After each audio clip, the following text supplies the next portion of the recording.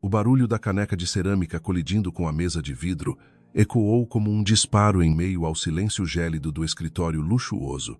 Eu senti meu estômago despencar enquanto observava a pasta de projetos ser empurrada rudemente em minha direção, acompanhada por um olhar que parecia capaz de congelar o ar ao nosso redor. Minhas mãos, antes firmes sobre o teclado, agora tremiam levemente, um efeito colateral imediato daquela presença dominante. O homem diante de mim, Lucas Oliveira, o lendário e implacável diretor de design da prestigiada empresa de arquitetura onde eu acabara de iniciar minha carreira, não desviava os olhos dos meus por um segundo sequer. Ele estava exatamente como eu imaginava que um homem de sua posição estaria, impecavelmente vestido em um terno sob medida, com um semblante que não deixava margem para o erro ou para a complacência. A cena parecia uma sequência de um pesadelo recorrente, algo que eu evitara durante todos os meus anos de faculdade, apenas para ser confrontada com ele no meu primeiro dia de trabalho real. Eu me chamo Beatriz Silva, e 12 anos atrás, eu cometi o maior erro da minha vida. Um erro que, naquele instante, parecia ter voltado para me assombrar com uma precisão matemática. Aos 10 anos eu era uma criança destemida, com cabelos cortados curtos e uma convicção cega de que poderia salvar o mundo, ou pelo menos as pessoas que eu considerava injustiçadas. Foi exatamente essa convicção que me levou a intervir na vida de um estagiário desajeitado, de óculos grandes e mãos trêmulas, que era o alvo favorito dos funcionários mais velhos e arrogantes. Eu me lembro da cena como se fosse ontem. O banquete de fim de ano da empresa, o barulho ensurdecedor da música e a minha decisão impulsiva de gritar para todo o salão que eu, Beatriz, iria me casar com aquele rapaz para protegê-lo de todos eles. A vergonha que aquele homem sentiu na época deve ter sido indescritível, um trauma que eu, na minha inocência infantil, nunca fui capaz de calcular corretamente. Agora, 12 anos mais tarde, o destino, com seu senso de humor cruel e irônico, decidiu girar a roda e nos colocar frente a frente novamente. Desta vez em um cenário onde a hierarquia profissional definia nossa relação de forma inegociável. Eu não era mais a menina de 10 anos.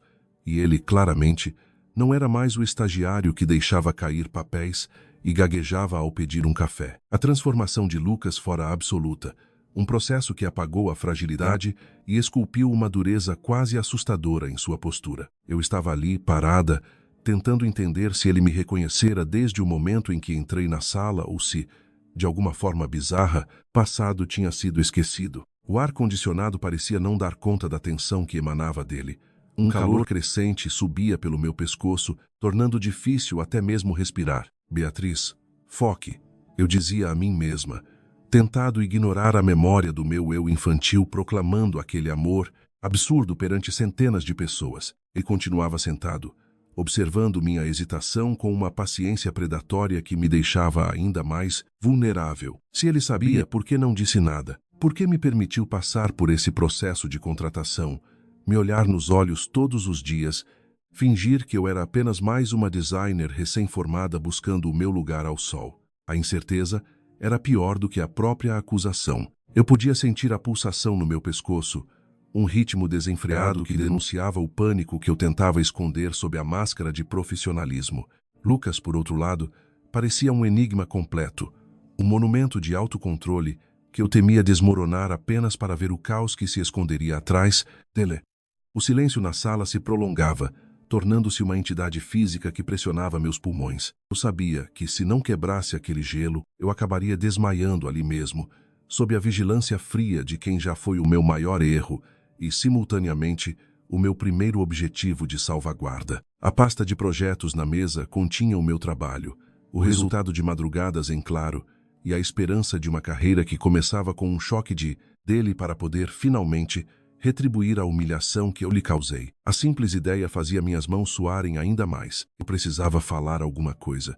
Precisava me defender, ou pelo menos sustentar o olhar dele para mostrar que, embora eu me arrependesse profundamente da minha boca grande aos 10 anos, eu ainda possuía dignidade profissional. No entanto, cada vez que eu abria a boca, as palavras morriam antes de nascerem, sufocadas pelo peso da situação. A sala parecia ter diminuído de tamanho, as paredes se aproximando tornando o confronto inevitável e, de certa forma, perigoso para minha sanidade mental. Lucas finalmente se moveu. Seus dedos longos tamborilaram sobre a mesa de vidro em um ritmo que marcava o fim da minha hesitação. O olhar dele, antes puramente analítico, agora carregava uma faísca diferente, algo que eu não conseguia decifrar, mas que disparava todos os meus alarmes de perigo. O passado não estava apenas morto e enterrado. Ele estava ali, respirando, vestindo um terno caro e exigindo explicações através de uma crítica silenciosa que valia mais do que 1000 palavras. Eu me perguntei se, em algum momento daquela conversa, eu teria a chance de pedir desculpas genuínas, ou se a hierarquia daquela empresa transformaria minha vida em um campo de batalha permanente, onde eu estaria sempre em desvantagem. Beatriz, você é melhor do que isso. Não pode se deixar intimidar, mesmo que o homem sentado à sua frente tenha motivos para odiar cada célula do seu corpo. Eu respirei fundo, forçando a mim mesma a olhar fixamente para ele, uma tentativa desesperada de encontrar qualquer vestígio do rapaz de 12 anos atrás naqueles olhos frios. A resposta que eu encontrei, no entanto, foi apenas um vazio indecifrável que me deixou ainda mais perturbada. Lucas inclinou a cabeça ligeiramente para o lado, um gesto que ele costumava fazer quando estava prestes a tomar uma decisão drástica, e eu soube, com um frio na espinha, que o que quer que viesse a seguir definiria o rumo do meu destino. O relógio na parede parecia ter parado, o tempo havia se distorcido, prendendo-nos naquele instante carregado de história, arrependimento e uma tensão sexual indesejada que eu tentava repelir com toda a minha força de vontade. O que ele queria de mim? O que ele pretendia fazer com a nova estagiária? Com a menina que jurou ser sua heroína em uma noite esquecível? O medo era grande, mas a curiosidade, aquela velha amiga da minha infância, sussurrava algo diferente em minha mente, algo que me impedia de correr para a porta e pedir demissão. Eu estava presa, e pela primeira vez em minha vida adulta, eu não fazia a mínima ideia de como ser a protagonista da minha própria história sem acabar destruindo a do homem que eu, de forma tão desastrada, prometi proteger do mundo. Ele começou a falar, e a voz dele, baixa e controlada, soou como o prelúdio de uma tempestade que eu estava prestes a enfrentar sozinha. O que ele disse em seguida me deixou completamente sem chão, um comentário que reabriu a ferida que eu tentei fechar por mais de uma década. Você sempre foi uma garota impulsiva, Beatriz.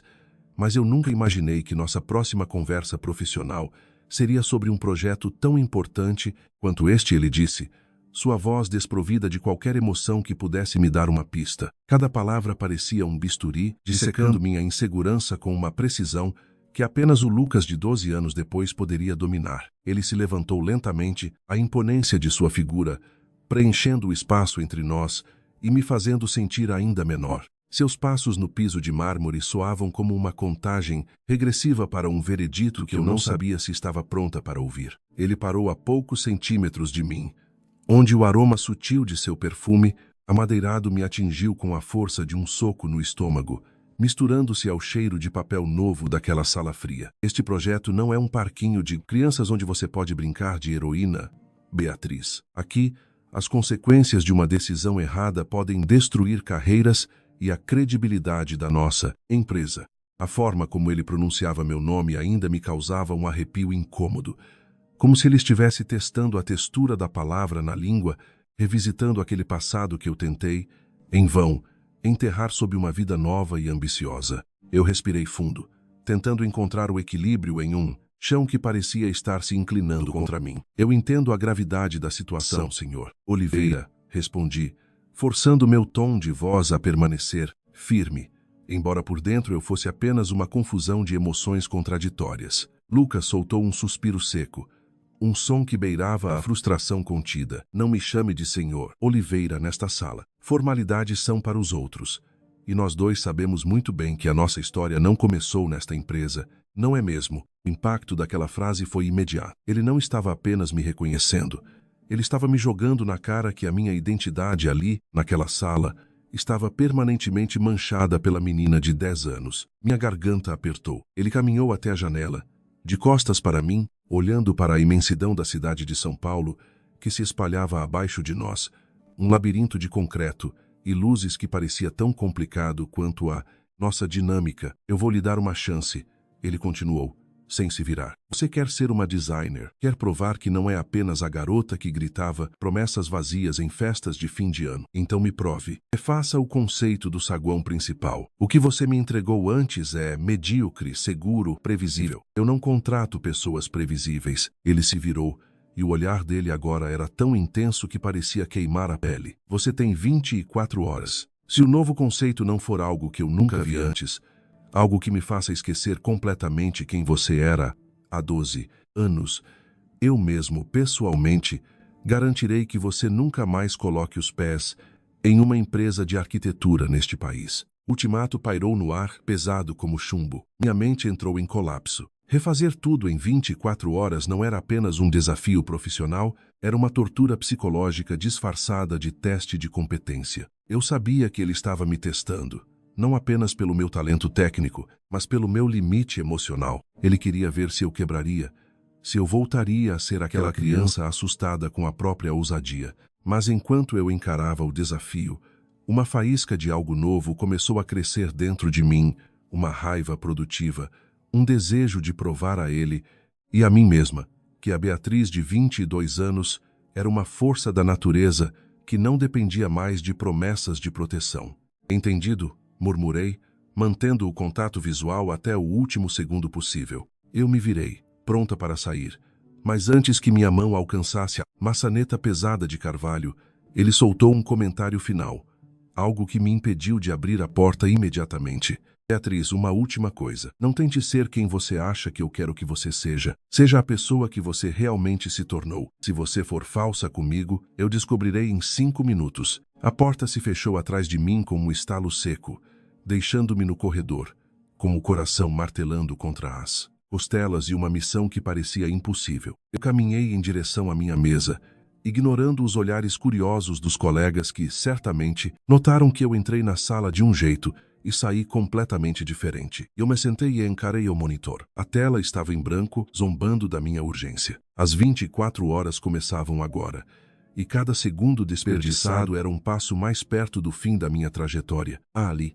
eu abri os arquivos do projeto anterior e comecei a deletar camadas inteiras, não porque estivessem erradas, mas porque não eram o bastante. Eu precisava de algo bruto, algo real, algo que tivesse a mesma coragem que eu tive aos 10 anos, mas com a sofisticação da experiência que adquiri. Enquanto eu trabalhava, as memórias da infância flutuavam, misturando-se com as exigências técnicas do agora. Eu precisava de inspiração e a encontrei nas coisas mais simples daquele ambiente corporativo. A textura da parede, a luz vinda da janela, o design das cadeiras. Eu comecei a desenhar, não seguindo regras, mas seguindo uma intuição que eu havia suprimido durante tanto tempo. O tempo passava e o escritório foi ficando vazio. As luzes principais se apagaram, restando apenas o brilho azulado da minha estação de trabalho. Eu estava tão focada que não ouvi a porta da sala do Lucas abrir. Quando senti uma presença atrás de mim, meu corpo tensionou. Eu não precisava olhar para saber quem era.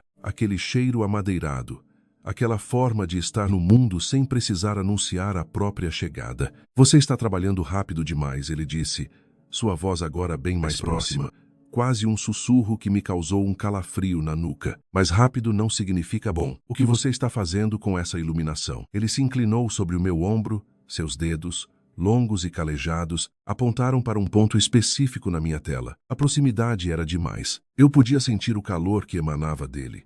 Um contraste absurdo com a postura fria que ele mantinha. Estou experimentando uma difusão mais natural, algo que não agrida tanto o cliente, mas que traga a imponência que o projeto pede, expliquei, tentando manter a estabilidade nas mãos enquanto ele continuava ali, me observando trabalhar.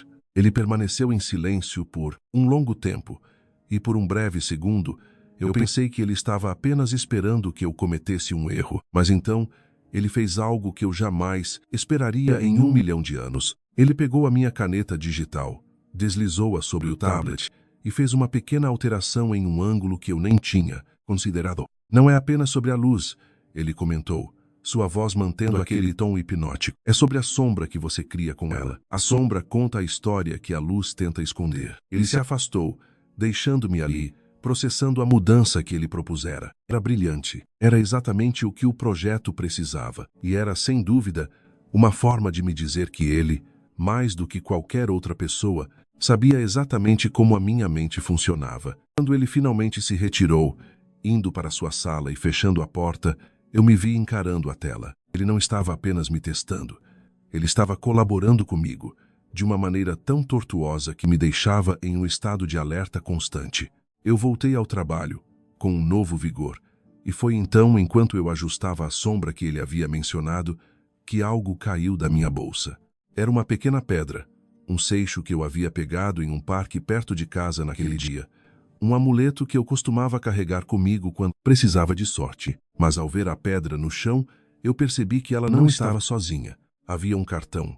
Um cartão de visita elegante e minimalista que eu nunca tinha visto ali. Eu o peguei com dedos trêmulos e li o verso, onde havia uma caligrafia manuscrita que eu reconheceria em qualquer lugar do mundo. Não era um cartão da empresa, era algo pessoal. O que estava escrito ali era uma confissão silenciosa que fez o mundo parar de girar. O cartão era de um papel pesado, um tom de cinza elegante que parecia quase metálico sob a luz fria do meu monitor. Com as mãos trêmulas, virei o pequeno pedaço de papel para ler a caligrafia que eu nunca esqueceria. 12 anos não foram o suficiente para apagar o que você começou, Beatriz. E agora você pertence ao meu projeto. O coração disparou, quase parando de bater por um milésimo de segundo. O que ele queria dizer com aquilo?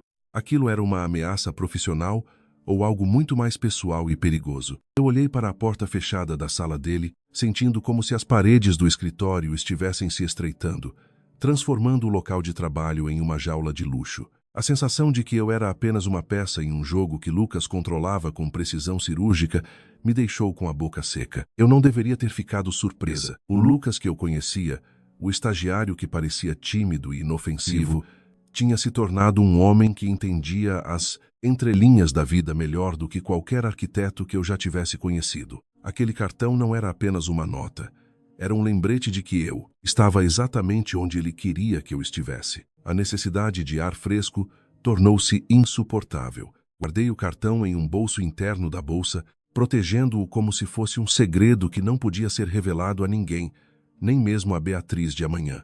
Eu precisava sair dali, precisava de um ambiente onde as memórias de 12 anos atrás não me perseguissem como fantasmas em cada corredor. No entanto, antes que eu pudesse sequer fechar meu laptop, o interfone do meu computador emitiu um som agudo, sinalizando uma notificação urgente. Era um arquivo novo, enviado diretamente pelo servidor central, acessível apenas para quem estivesse trabalhando na linha de frente do projeto de qualidade um tanto antiga, mas inconfundível. Era eu, com meus 10 anos, vestida como super-herói, com a faixa vermelha no pescoço e a energia indomável de quem acreditava que a justiça era um conceito absoluto. Eu estava na empresa do meu pai, naquela tarde de verão que mudou tudo, segurando a mão de um Lucas muito mais jovem, enquanto ele sorria, um sorriso que eu raramente vi na fase adulta dele. O vídeo terminou com uma frase, sobreposta em letras pretas simples: "Nunca subestime a promessa de uma criança."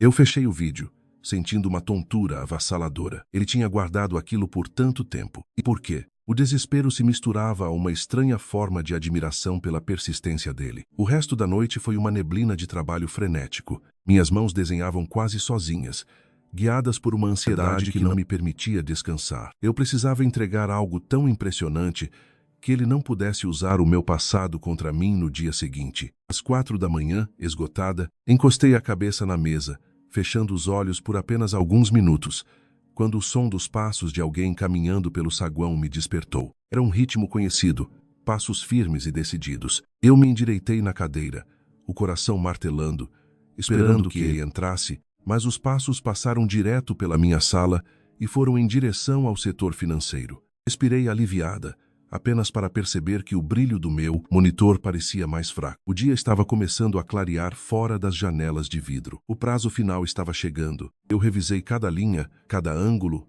cada escolha de material. Quando finalmente dei o último toque na renderização, a sensação de alívio foi quase substituída por um medo paralisante do que viria a seguir. Eu tinha criado algo que, pela primeira vez, não era seguro. Era audacioso.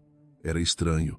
e, na minha opinião, era perfeitamente o que a identidade daquele projeto exigia. De repente, a porta da minha sala se abriu sem aviso prévio. Não foi um gaguejar, nem uma hesitação. Lucas entrou, parado ali como se tivesse acabado de sair de uma reunião importante, com o terno perfeitamente ajustado e os olhos fixos na tela do meu computador. Ele não disse bom dia, nem comentou sobre a minha aparência cansada. Ele apenas caminhou até o meu computador e começou a observar o trabalho finalizado com uma lentidão que me deixou à beira de um colapso nervoso. Cada segundo passava como uma eternidade. Ele não piscava, não suspirava, não emitia qualquer som que indicasse aprovação ou reprovação. O silêncio era tão absoluto que eu podia ouvir a humilhação sendo desenhada no horizonte, caso ele odiasse aquilo. Depois de longos minutos que pareceram horas, ele finalmente se virou para mim. A expressão no seu rosto era indecifrável. Um misto de algo que eu nunca vi em toda a minha carreira. Você usou uma técnica de sombreamento que eu nunca vi em nenhum de seus portfólios anteriores. Ele disse, sua voz agora neutra, quase profissional demais. Por que você escondeu isso de mim até agora? Eu tentei sustentar o seu olhar, mas a exaustão física estava pesando sobre os meus ombros como um manto de chumbo. Eu não escondi, Lucas. Eu apenas não sabia que era capaz de criar isso, até que você me pressionasse a ponto de não ter outra escolha. Ele riu, uma risada curta, sem humor, que terminou em um suspiro profundo. Ele se aproximou um passo, reduzindo a distância até um ponto onde o meu espaço pessoal se tornou irrelevante. Você está aprendendo. Ele murmurou. E desta vez, atrás pode entender, eu senti meu sangue gelar. Ele estava indo longe demais, misturando a minha vida pessoal com a profissional de uma maneira que eu não podia tolerar. O que você quer que eu adicione ao projeto, Sr. Oliveira? Ou devo dizer, Lucas? Perguntei, decidindo confrontá-lo sobre sua postura ambígua. Ele sorriu, um sorriso que não alcançava os olhos, mas que era capaz de desarmar qualquer defesa que eu tivesse construído durante a... Basta fechar os olhos e se lembrar daquela noite. A insinuação era clara, e o medo que eu sentia antes começou a ser substituído por uma curiosidade incontrolável. Ele queria que eu recriasse o nosso passado. Ele queria que eu desenhasse o nosso trauma. Eu encarei o monitor, e de repente as linhas começaram a se distorcer na minha mente. Eu me lembrei de uma pequena sala escondida atrás dos arquivos na antiga empresa do meu pai, um lugar onde eu costumava ir quando precisava chorar ou quando queria brincar de ser invisível. Lucas sabia daquilo. Será que ele também ia lá, naquela época, antes que eu pudesse articular uma resposta? O sistema do computador emitiu um aviso de erro crítico, bloqueando a tela inteira com uma mensagem de segurança que eu nunca tinha visto antes. O que está acontecendo? Perguntei, mas ele já não estava mais olhando para a tela. Ele estava olhando para a porta, sua postura mudando de uma atitude casual para uma prontidão que eu nunca tinha visto. Algo estava errado. Antes que pudesse reagir, um estrondo vindo do saguão principal sacudiu todo o andar, fazendo os vidros da minha sala vibrarem perigosamente. O impacto foi tão violento que as luzes do andar oscilaram, mergulhando o escritório em uma penumbra pulsante de emergência.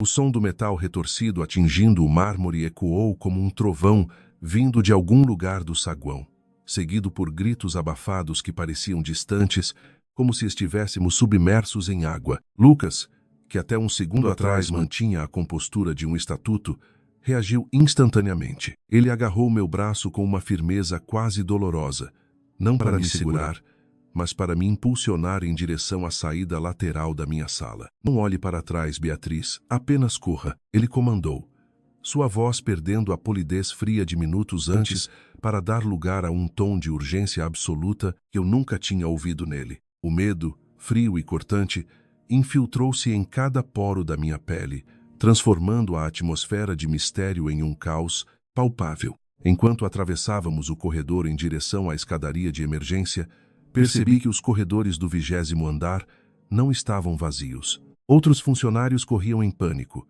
o silêncio profissional do escritório dando lugar ao som caótico de sapatos batendo no piso e respirações ofegantes. Lucas não soltou minha mão por um instante sequer, guiando-me através do tumulto como se conhecesse cada recanto daquela construção, ou talvez como se soubesse exatamente de onde o perigo vinha.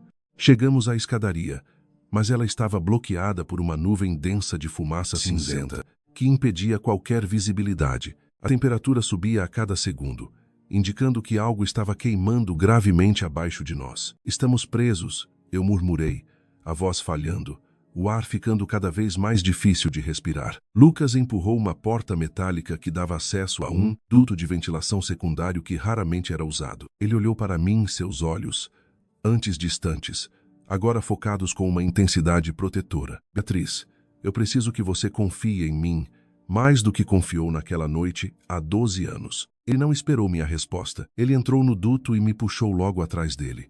O espaço era apertado, claustrofóbico e cheio de poeira. Rastejamos na penumbra, o som da nossa respiração sendo o único guia naquele túnel esquecido pela manutenção. Enquanto avançávamos, ele começou a falar, sua voz ressoando nas paredes metálicas, um monólogo apressado que parecia tentar preencher o silêncio daquele lugar isolado. Aquela empresa, a do seu pai, não faliu por acaso, e as pessoas que estavam lá naquela noite, elas sabiam exatamente o que estavam fazendo. Eu nunca saí daquela empresa porque eu queria o emprego. Eu saí porque precisava descobrir quem realmente destruiu tudo. E eu descobri que, de alguma forma, você sempre foi o elo principal daquela história. Minha mente girava. Como ele podia estar me dizendo aquilo naquele momento, enquanto o prédio desmoronava sobre nossas cabeças? Seria aquilo uma confissão ou apenas mais um teste?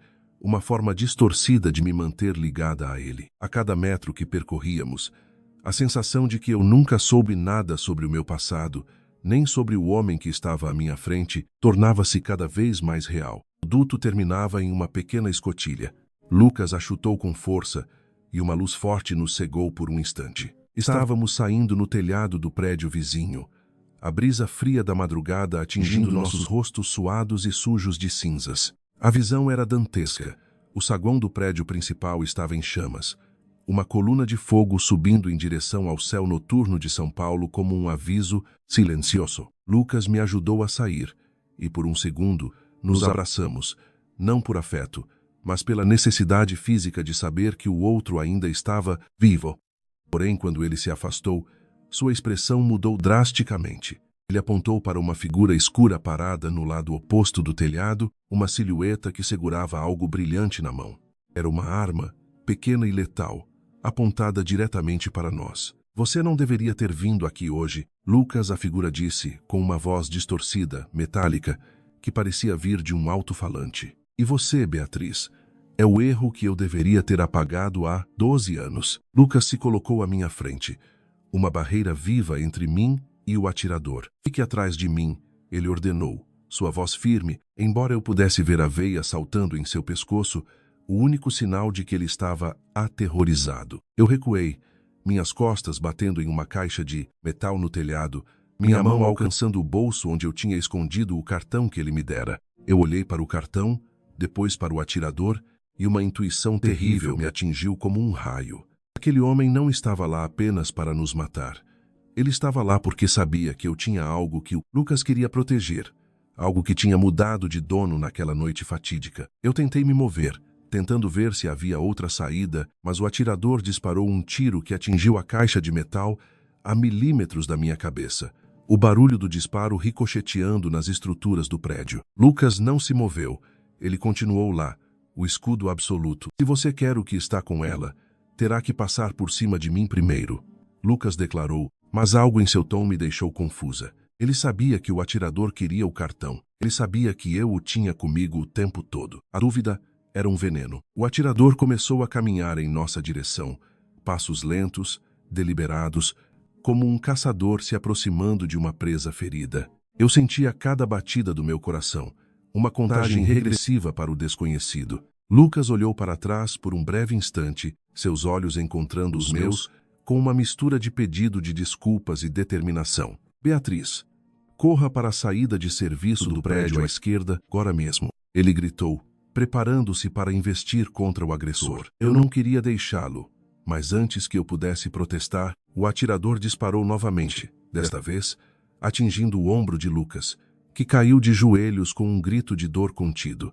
A cena foi um estalo na minha telhado, na direção oposta ao atirador, observando-o voar como uma folha seca no vento. O atirador hesitou, dividindo sua atenção entre o alvo humano e o objeto que caía. No momento em que ele se virou para correr atrás do cartão, Lucas, ferido, saltou sobre ele com uma ferocidade que eu nunca imaginei ser possível para um homem que acabara de levar um tiro. A luta começou, brutal, silenciosa, um confronto de sombras e sangue no alto de um prédio enquanto a cidade inteira dormia alheia à nossa batalha final. Eu me aproximei, sem saber se devia ajudar ou me esconder, mas então o atirador sacou uma faca do cinto e, com um movimento rápido, mergulhou-a na direção de Lucas, mas o alvo era o meu peito. Senti um empurrão violento.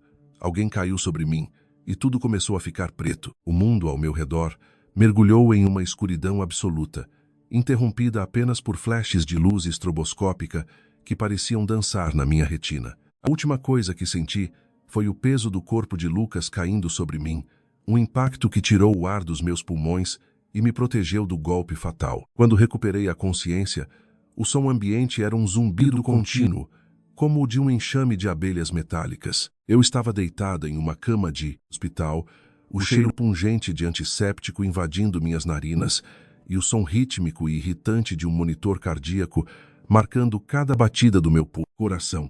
Tentei me mover, mas meu braço estava preso por um soro intravenoso e uma dor aguda, quase paralisante, irradiava do meu lado esquerdo. Eu estava viva. O milagre se materializou em minha mente, enquanto eu forçava os olhos a se abrirem, encontrando a luz do teto que parecia excessivamente clara. A porta do quarto se abriu lentamente e uma enfermeira entrou, mas não era ela que eu procurava. Meus olhos varreram o quarto, desesperados por qualquer sinal de Lucas. Ele não estava ali. Onde ele está? Minha voz saiu rouca, quase um sussurro, mas a enfermeira apenas sorriu, de forma compassiva, e pediu que eu mantivesse a calma. O homem que trouxe você, ele está sendo atendido em outra ala. Ele perdeu muito sangue, Beatriz, mas os médicos estão fazendo o possível. A culpa me atingiu com a força de um maremoto. Ele tinha levado o golpe por mim. Ele tinha se sacrificado, ignorando o perigo mortal apenas para que eu pudesse respirar mais um dia. As horas seguintes foram um borrão de exames,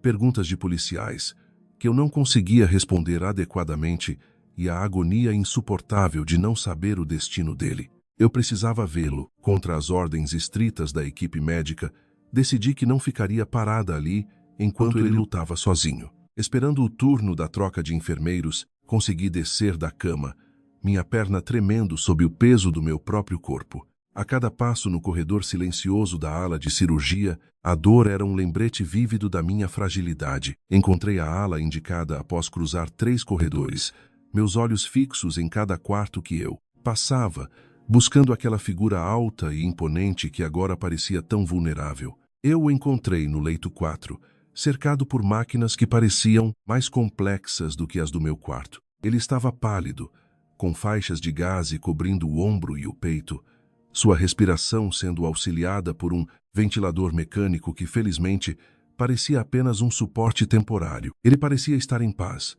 um contraste absurdo com o caos que ele havia enfrentado a Orasan. Eu me aproximei da cama, tocando levemente a ponta de seus dedos, sentindo um calor tênue que me tranquilizou. Lucas, por favor, acorde, eu sussurrei. Ele não se moveu, mas os batimentos no monitor pareceram acelerar ligeiramente, como se ele estivesse me ouvindo, em algum lugar profundo de sua consciência. Foi nesse momento que o policial que eu tinha visto anteriormente entrou na sala. Ele não me viu ali, escondida atrás da cortina, e começou a falar com outro oficial que o acompanhava. O cartão que recuperamos no telhado não é apenas um documento comercial, é um chip de acesso a dados criptografados da antiga empresa de design. Eles não queriam a Beatriz pelo que ela é, eles queriam o que ela tinha escondido na memória do projeto.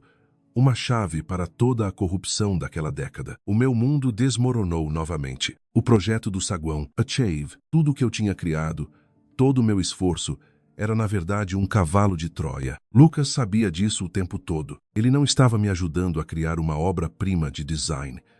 Ele estava me usando para abrir um cofre digital que poderia derrubar uma rede inteira de criminosos que operavam nas sombras desde a minha infância. Eu me senti usada, manipulada, mas, olhando para Lucas, a raiva se esvaiu. Ele também tinha corrido riscos. Ele também tinha sangrado. De repente, a mão de Lucas, aquela mesma mão que eu segurava, se fechou sobre a minha. Seus olhos, embora injetados de sangue e cansados, se abriram e focaram em mim. Ele tentou falar. Um som articulado que mal formava uma sílaba, mas seus olhos comunicavam uma urgência que eu não podia ignorar. Eles estão vindo, ele sussurrou, a voz fraca e trêmula, enquanto sua outra mão se arrastava pela cama até encontrar o botão de emergência. Antes que eu pudesse entender a gravidade de suas palavras, a luz do quarto piscou intensamente e a porta começou a ser forçada pelo lado de fora. Alguém estava lá. Alguém que não esperava que ele estivesse acordado. O hospital, que antes parecia um santuário, tornou-se, em um piscar de olhos, o centro de uma perseguição da qual eu não tinha como escapar. Lucas, ainda debilitado, tentou levantar-se, mas caiu de volta com um gemido de dor que partiu meu coração. Eu tinha duas opções: fugir e deixá-lo ali, ou lutar contra quem quer que estivesse prestes a invadir aquele quarto. Eu olhei para o corredor, vendo silhuetas escuras se aproximando com armas em punho, e soube que a nossa história estava longe de terminar. A porta cedeu sob um chute potente, e no meio da poeira e do caos, a figura que entrou não era um policial, mas alguém que eu jamais esperava reencontrar naquele momento. A figura que emergiu por trás da porta estilhaçada não era um assassino profissional, nem um capanga da rede que nos perseguia.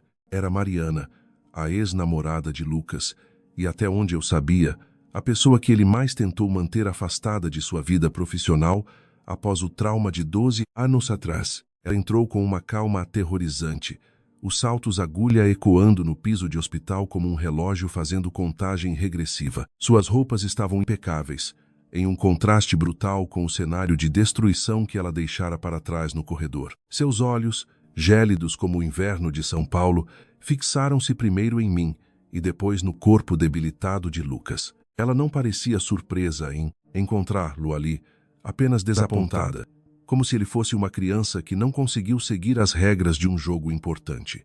Sempre tão heróico, Lucas, ela murmurou, a voz carregada de um sarcasmo que me causou náuseas.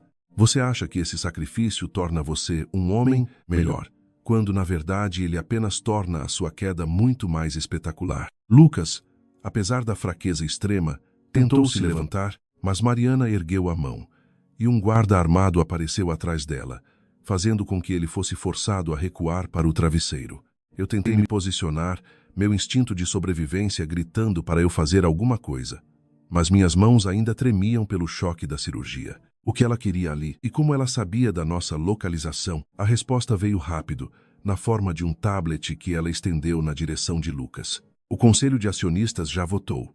Lucas, o seu acesso ao servidor central foi revogado há 10 minutos. A sua tentativa de expor o esquema da família Oliveira foi bloqueada por um simples motivo. Eles possuem provas de que você foi o arquiteto original daquele desvio de fundos, quando ainda era estagiário. O ar no quarto pareceu congelar. Lucas, acusado de desviar fundos. A ideia era tão absurda que me fez querer rir, mas a seriedade na expressão de Mariana tornava a mentira quase palpável. Você está mentindo. Eu disparei, incapaz de ficar em silêncio. Mariana virou-se para mim, um sorriso cruel curvando seus lábios. A Beatriz, a doce e ingênua Beatriz. Você realmente acha que ele te trouxe para essa empresa por causa do seu talento com design? Ele precisava de alguém que pudesse ser a culpada perfeita. Alguém que, por causa da conexão de infância, com ele pareceria o bode expiatório ideal quando tudo explodisse. Eu olhei para Lucas. Ele não me encarava. Ele mantinha os olhos fixos na parede, o desafio do saguão. Tudo não passava de uma estratégia para se salvar. Uma dor, diferente da dor física do meu ferimento, começou a se espalhar pelo meu peito. Eu queria acreditar nele. Queria que tudo aquilo fosse uma armação de Mariana para nos dividir. Mas a dúvida, médicos com uma curiosidade desdenhosa. Lucas tem uma habilidade impressionante de fazer as pessoas sentirem que são parte de algo maior, quando na verdade são apenas peões descartáveis. Mas eu vim aqui para fazer um trato, não para discutir a falta de moral dele. Ela se aproximou de mim, e sua mão tocou o meu rosto com uma leveza que contrastava com a crueldade de suas palavras. Entregue-me a cópia do arquivo que ele te deu antes daquele tiroteio no telhado. E eu garanto que você sai deste hospital como uma mulher livre, com todo o dinheiro que precisa para desaparecer e recomeçar sua vida em qualquer outro lugar. O arquivo. Ela queria o arquivo que Lucas me deu antes de fugirmos pelo duto. Eu nem sequer sabia o que continha ali, mas agora entendia por que o atirador estava tão desesperado para nos capturar no telhado. Aquele chip não era apenas uma prova de corrupção. Era a própria espinha dorsal de quem controlava aquela empresa. Eu olhei para Lucas, esperando um sinal, uma palavra, qualquer coisa que me dissesse o que fazer. Mas ele parecia estar perdido em um lugar onde eu não conseguia alcançá-lo. Eu estava sozinha. A decisão estava nas minhas mãos. E o peso dessa responsabilidade era tão grande que eu mal conseguia respirar. Se eu entregasse, estaria condenando Lucas a ser o culpado por um crime que provavelmente não cometeu, mas estaria garantindo minha sobrevivência. Se eu recusasse, estaríamos os dois mortos antes do amanhecer. Mariana notou minha hesitação e retirou um pequeno dispositivo do bolso, um controle remoto que ela ativou, fazendo o monitor cardíaco de Lucas começar a apitar em um ritmo acelerado e errático, indicando uma falha que ela estava causando manualmente. Você tem 10 segundos, Beatriz.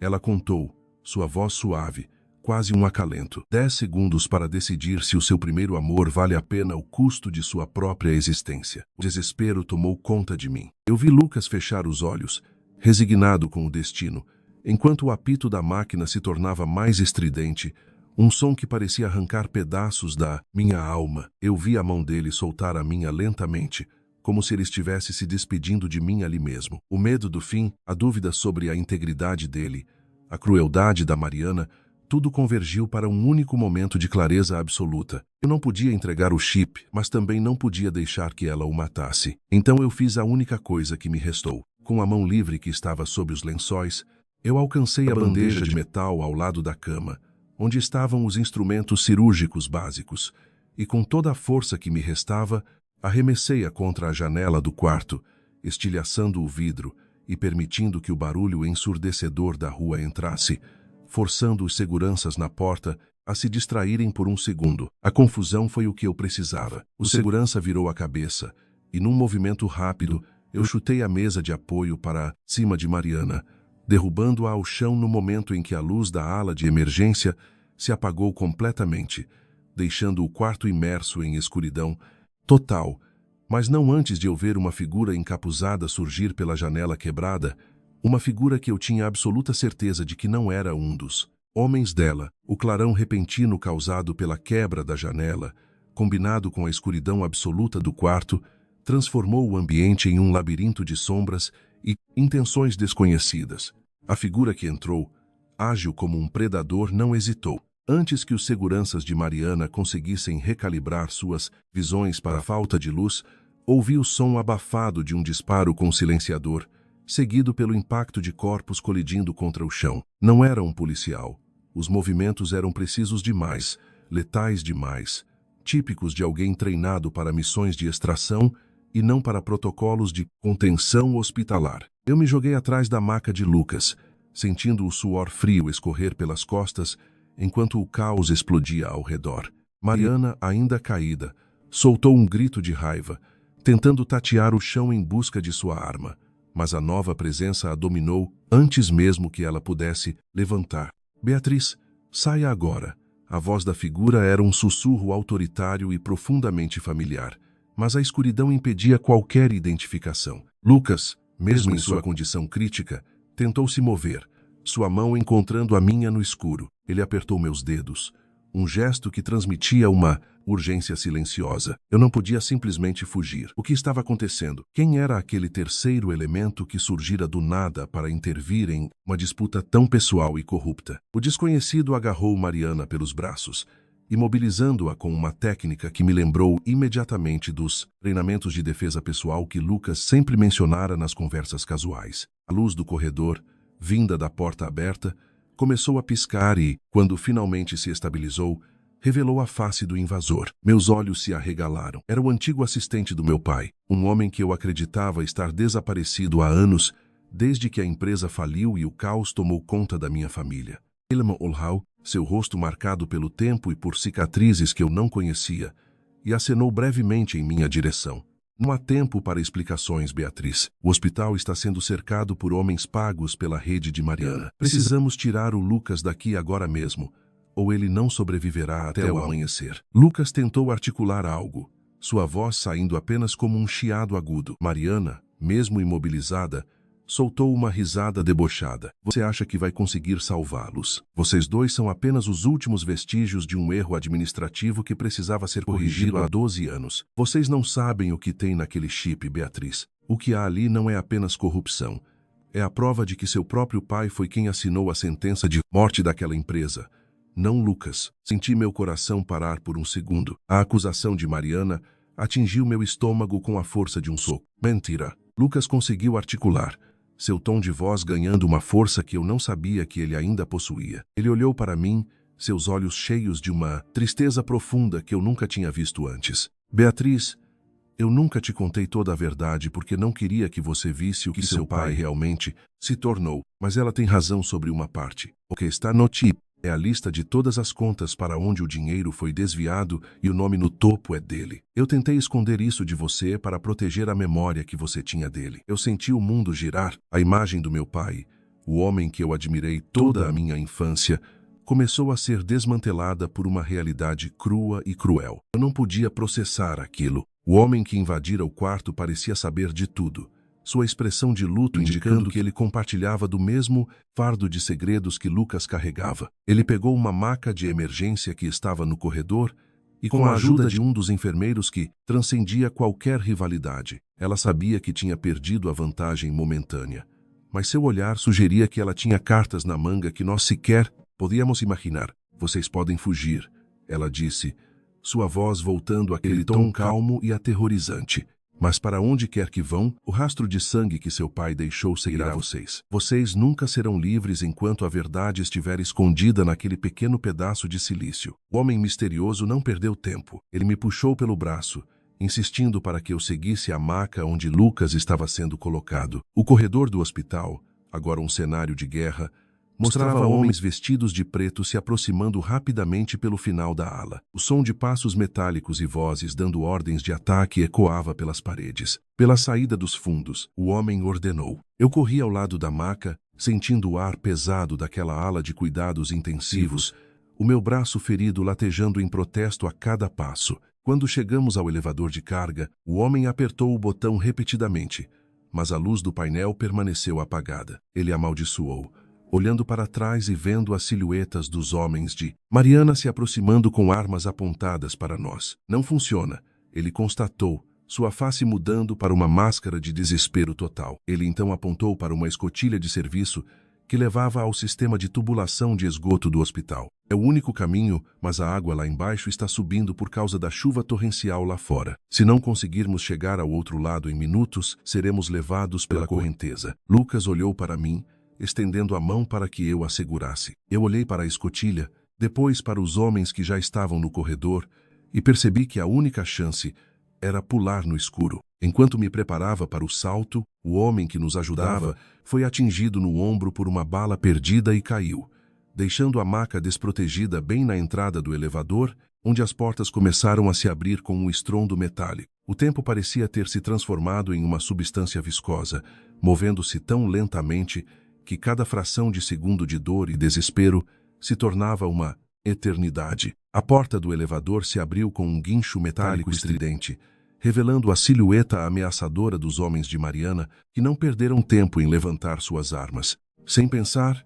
eu me joguei sobre a maca de Lucas, usando meu próprio corpo para protegê-lo, enquanto o homem que nos ajudava caía agonizando ao chão, a pressão sobre a maca sendo o único que nos impedia de sermos atingidos pelos primeiros disparos. Beatriz, solte a maca. Lucas gritou, sua voz misturando-se com o som das balas estilhaçando as paredes de azulejos atrás de nós. Eu não podia deixá-lo. Com um impulso que eu não sabia de onde vinha, empurrei a maca com toda a força que restava em meus braços, lançando-a para dentro da escotilha aberta do duto de esgoto, logo antes de eu mesma me lançar no vazio. Caímos em uma queda brusca e molhada, o impacto com a água suja e fria tirando o fôlego dos meus pulmões. O cheiro era insuportável, mas o barulho dos tiros cessou por um instante, o que nos deu preciosos segundos de vantagem. Lucas tossiu, a água entrando em seus pulmões, e eu o agarrei pelo colarinho da camisa, arrastando-o para a margem estreita daquele canal subterrâneo, onde a escuridão era quase total. Nós precisamos sair daqui, Beatriz, antes que eles descubram a entrada do esgoto, ele sussurrou, a voz trêmula de exaustão e perda de sangue.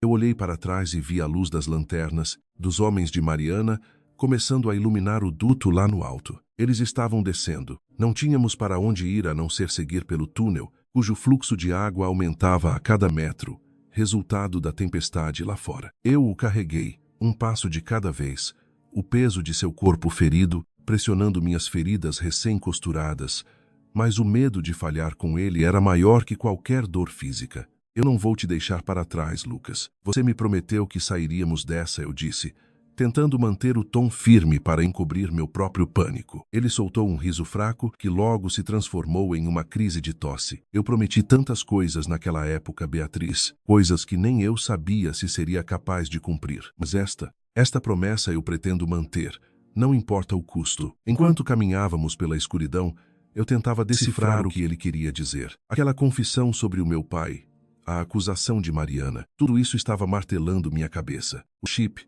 eu perguntei, de repente me lembrando do objeto que causou tudo aquilo. Onde ele está? Você o pegou antes de pularmos. Lucas fez uma pausa, respirando profundamente enquanto a água subia até nossos joelhos. Ele meteu a mão no bolso interno de sua jaqueta, que estava ensopada, e retirou um pequeno invólucro de plástico. Eu o recuperei quando o homem nos ajudou no hospital. Ele não pode cair nas mãos deles, Beatriz. É a nossa única carta de alforria, a única coisa que separa a verdade da mentira completa que eles construíram para destruir nossas vidas. Eu peguei o chip, sentindo o peso daquela pequena peça de tecnologia, consciente de que ela valia mais do que o dinheiro que Mariana nos ofereceu, mas também era uma sentença de morte enquanto estivesse em nossas mãos. De repente, um barulho de água corrente muito mais alto soou à nossa frente. Não era apenas o fluxo normal do canal, era uma cascata, uma entrada de drenagem externa que devia estar cheia devido à chuva. Cuidado!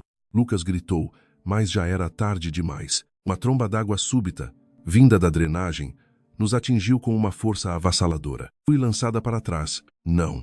Gritei, vendo o objeto brilhar uma última vez sob a luz da lanterna distante, antes de desaparecer no escuro. A água nos carregou com uma velocidade assustadora, batendo nossos corpos contra as paredes de concreto do duto. Eu tentei agarrar qualquer coisa, qualquer saliência na parede, mas a força era incontrolável. Em algum lugar à frente, a água parecia cair em um abismo. Eu tentei me virar para ver onde Lucas estava, mas a escuridão era completa. A última coisa que senti antes da queda foi a mão dele procurando a minha, um toque desesperado, uma tentativa final de não perder a única pessoa, que apesar de todos os segredos e traições, ainda significava tudo para ele. Nós caímos no vazio, o som da água abafando qualquer grito que tentássemos dar, e quando cheguei ao fundo, o silêncio que se seguiu foi muito mais terrível do que qualquer tiroteio. Eu não sabia se estava viva ou morta, mas conforme a água parou de me empurrar, vi, através de uma fresta nas grades de ferro acima de mim, a luz da cidade e uma silhueta observando o canal. Uma silhueta que eu reconhecia com absoluta clareza. Não era Mariana, e não eram os homens dela. Era a pessoa que eu menos esperava encontrar, alguém que deveria estar morta há mais de uma década e que agora me encarava com uma expressão que não era de alívio, mas de um choque absoluto ao ver que eu tinha sobrevivido àquela queda. O medo que eu sentia antes foi nada comparado ao que senti naquele momento. A verdade estava prestes a ser revelada de uma forma que mudaria tudo que eu achava saber sobre minha família. A luz da lua, filtrada através das grades oxidadas do sistema de drenagem, iluminava o rosto da figura acima de mim. Eu não conseguia acreditar no que meus olhos viam. Era o meu pai. Ele estava parado ali, intacto, sem nenhuma das marcas de envelhecimento que 12 anos deveriam ter causado, vestindo o mesmo sobretudo que ele usava no dia em que a nossa empresa faliu. O choque paralisou meus músculos, e a dor dos ferimentos físicos foi eclipsada por uma confusão mental quase insuportável. Eu tentei gritar seu nome, mas apenas um som rouco e fraco escapou dos meus lábios. Ele não moveu um músculo, apenas observava a mim e ao Lucas, que estava caído a poucos metros, inconsciente devido ao impacto da queda. Beatriz, a voz dele soou exatamente como eu me lembrava, um tom grave e acolhedor que me fez sentir como se eu tivesse 10 anos de novo, protegida de qualquer mal. Mas havia algo errado. O olhar dele não tinha a faísca de carinho de um pai, era um olhar clínico, distante, quase desprovido de qualquer emoção humana. Ele fez um gesto para que eu não me aproximasse. Você nunca deveria ter encontrado o chip, Beatriz. Você nunca deveria ter descoberto o que aconteceu naquela noite, ele disse, sua voz ecoando contra as paredes de concreto do canal subterrâneo. Eu tentei me levantar, meus joelhos tremendo sobre o lodo, sentindo o peso da traição. Pai, como? Como você pode estar aqui? Todos disseram que você estava morto. Ele soltou uma risada seca, que não combinava em nada com sua aparência. A morte é um conceito muito relativo no mundo dos negócios, minha filha. Às vezes, para proteger um legado é necessário desaparecer. Lucas sabia disso. Lucas sempre soube. O nome de Lucas fez com que eu voltasse minha atenção para ele. Lucas começou a se mexer, soltando um gemido baixo. Ele parecia ter ouvido as palavras do meu pai, ou talvez estivesse apenas sentindo a presença dele por instinto. O homem que eu pensava ser meu pai começou a caminhar ao longo da borda superior da grade, mantendo uma distância segura. Ele não estava interessado em nos resgatar. Ele estava interessado em algo mais. Onde está o dispositivo? Ele perguntou, sua voz endurecendo. Se você não me entregar agora, o destino de Lucas será selado aqui mesmo, nestes túneis que ele tanto tentou usar para me expor. Eu olhei para o lugar onde o chip tinha caído. A água estava alta e a correnteza era impiedosa. Não havia como recuperar.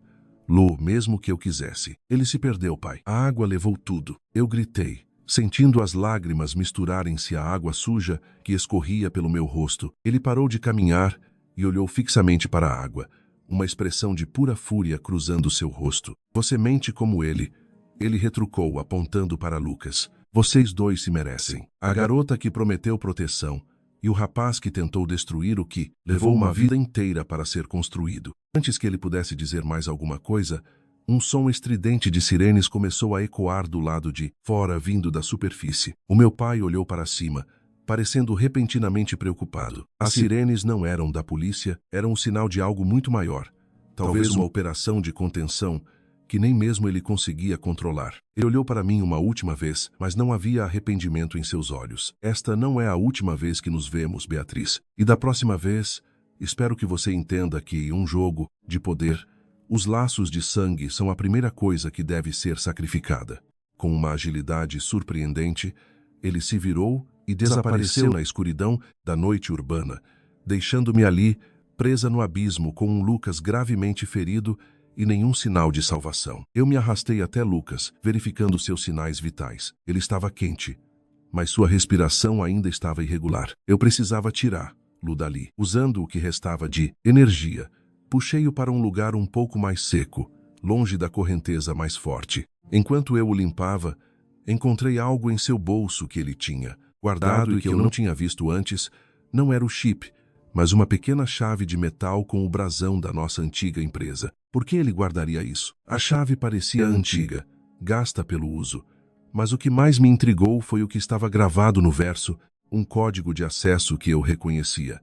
Algo que o meu pai costumava cantarolar como se fosse uma melodia simples quando eu era criança. Era uma sequência de notas musicais que formavam uma cifra. Eu olhei para o código e, pela primeira vez, entendi por que a empresa faliu. Não foi por má gestão, foi porque o meu pai, aquele homem que eu vi ali agora, tinha criado um sistema que exigia uma chave musical para ser desbloqueado e ele nunca, nem nos seus momentos mais sombrios, pensou em compartilhá-lo. Ele guardou o segredo do sucesso para si mesmo, mesmo que isso significasse a ruína de todos os outros. Lucas abriu os olhos. O foco ainda estava turvo, mas ele conseguiu sussurrar algo que me deixou em choque total. Beatriz, o dispositivo não estava no chip. O chip era uma distração. A verdadeira informação está na melodia que o seu pai ensinou para você. Eu olhei para a chave de metal, depois para a escuridão do canal. O som de passos metálicos começou a se aproximar novamente do túnel. Alguém estava vindo, e desta vez não era meu pai. Era uma equipe de soldados com equipamentos de visão noturna, descendo pelas grades de ferro. O tempo tinha acabado. Eu precisava decidir se lutaria ou se entregaria o segredo que eu nem sabia que possuía.